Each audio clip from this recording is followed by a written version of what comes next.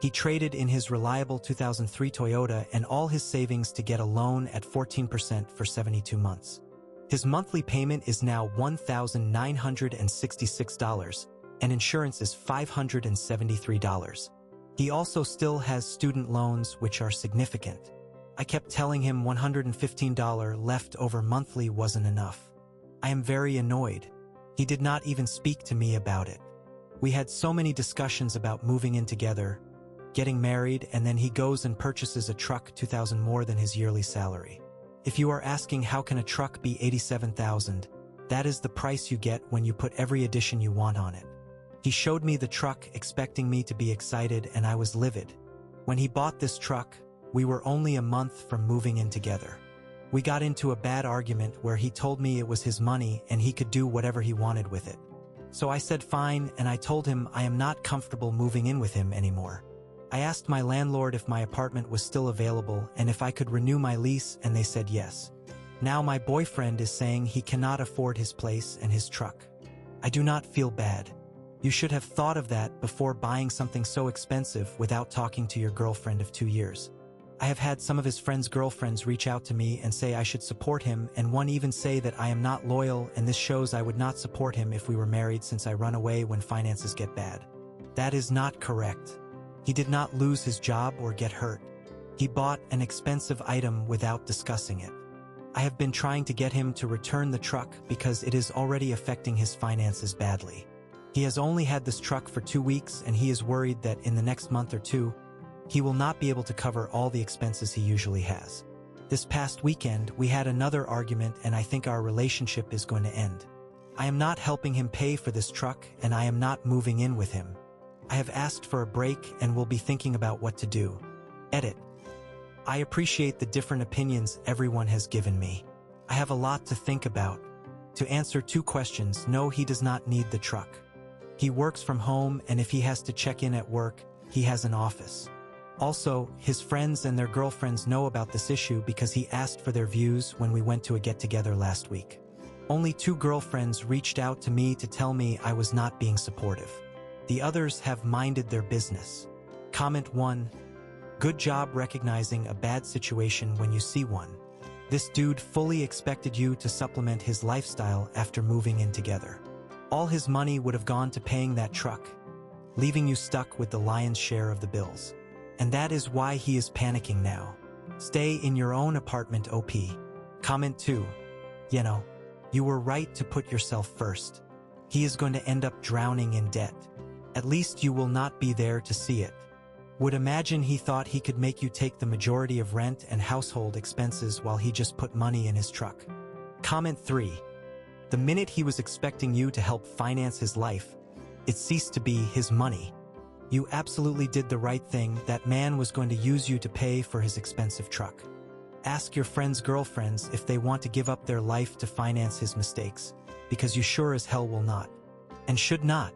It will only get worse if you enable him. He would be coming home with a Ferrari next. Update. Yes, so I broke up with him mainly because I realized we are not financially compatible. Before I go into what happened, I do want to say something. I understand we were not married, but we were both moving together into a new place and had several discussions about this move and our plans for the future, including marriage. For the people private messaging me saying it is his money and he can do whatever he wants, or you are only 2 years into a relationship, you are not a wife. I know that, and I have never asked what is in his bank account or told him what to do financially. I am aware it is his money, but I also know his financial situation, and he was making decisions without my input that, if we were to stay together, would not only affect him but also our relationship and our financial situation for years to come. I will die on this hill. This is not okay, and if it is okay for you, that is fine, but for me, if we make a financial plan and you make a huge decision without me, I will not be okay with it, and that is a big reason why I backed out of moving into a new apartment with him. I would have never made a decision like this without his input at all. The main reason why we decided to move in together was to take the next step in our relationship, but also to pay down our debts. I now have $22,000 debt from student loans and a car. When I met him, though, it was around $60,000, and I was basically living on credit cards.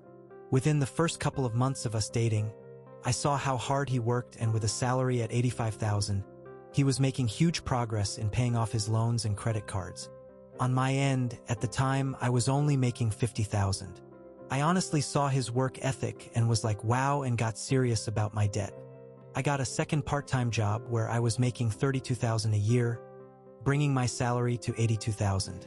I did that so that I could pay off my debts faster, but also so that we could be on equal footing when we moved in together and he did not have to pay significantly more in living expenses than me when he had more debt. We did a complete budget months before we moved in together and realized that we would each have $700 extra a month to put towards our own individual budgets. This is why the purchase of this truck was so surprising to me. We had planned this move for months. We had a budget and he destroyed that plan with the truck. If he wanted a new car, there are plenty of cars he could have gotten that would have fit into the $700 monthly surplus he had. Anyway, for the past few days before we broke up, he tried to show me that this truck was a good financial purchase and we could still move in together. He told me that he had actually budgeted for this and could show me how he could afford this. I wanted to hear him out, so I went to his place and he had two budgets. He said he had been thinking of getting this truck for some time and he had worked out a budget beforehand. He showed me the first budget, and after his truck, insurance, expenses, and his debts, he was left with $115 for the month. I noticed with the first budget, he did not include groceries, his hobbies, going out, or even gas for his car. I asked him how $115 was enough to live off of for an entire month. I asked him how he could afford all of this and his truck, and if he planned to give up some things. He said no, he did not plan to give up anything and that he could make everything work in his budget. I asked him what if he had an emergency or needed gas for his truck, and he just kept saying he would work it out without explaining how. After I saw the first budget, I asked to see the documents for the car, and that is how I found out the truck price was $95,000 total after taxes, registration, and fees. He traded in his reliable 2003 Toyota and all his savings to get a loan at 14% for 72 months.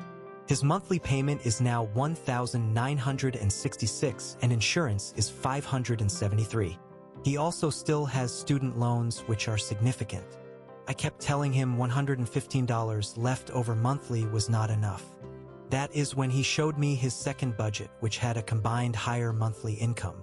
I asked him if he was getting a second job, and he said due to his first job relying on him to be on call, he could not. I asked where the income was coming from, and this man said, well, you are getting a raise soon. I froze because I had mentioned this raise once months ago. My first job is my career job, and I work in a field where when you hit certain milestones, you get a pay bump. In September, if my raise is approved, I will go from $50,000 to $80,000, and with my second job, my total yearly income will be $112,000. But getting the raise is not a guarantee. You have to meet certain criteria, and if you do not, you have to wait 3 months before trying again. When he said that, I was quiet, and then I said, so you planned a budget that included additional income that I would not get for at least 6 months and income that I might not even get in September. He said when I got my raise, the ratio of what he would pay would decrease and he would have more disposable income. I asked him why it was okay for him to plan budgets with my income, but yet I had no say in how he spent his. He could not answer that. I told him I had no issue with paying more bills if I got a raise, but the fact that he banked on that, did not discuss it, and now expects me to be okay with this is ridiculous. I also said there is no way I would not be paying more with the first budget because he would not have been able to survive on $115. I told him he did not communicate, and this is on him because he made huge financial plans without discussing anything. Finally, I told him I would never have done any of this without going to him first because I thought we were a team that was building something. I ended things the next day, and he has been trying to reach out, but I am not interested. He has financially crippled himself with this truck.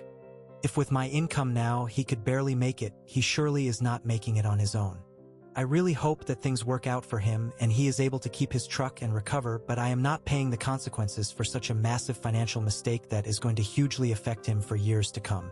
If I were to stay, this financial decision affects me as well and would continue to affect both of us for years. Again, this is different from becoming ill or losing a job. He chose this and refuses to budge and fix it. I now realize we are not financially compatible, and that is okay, and I wish him the best. Comment 1. I have to ask, how are you handling this with so much grace?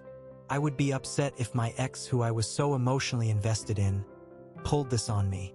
It is not just that he made an irresponsible decision, it is the fact that he thought he could leech off you and your money to pay it, and somehow blindside you to get away with that.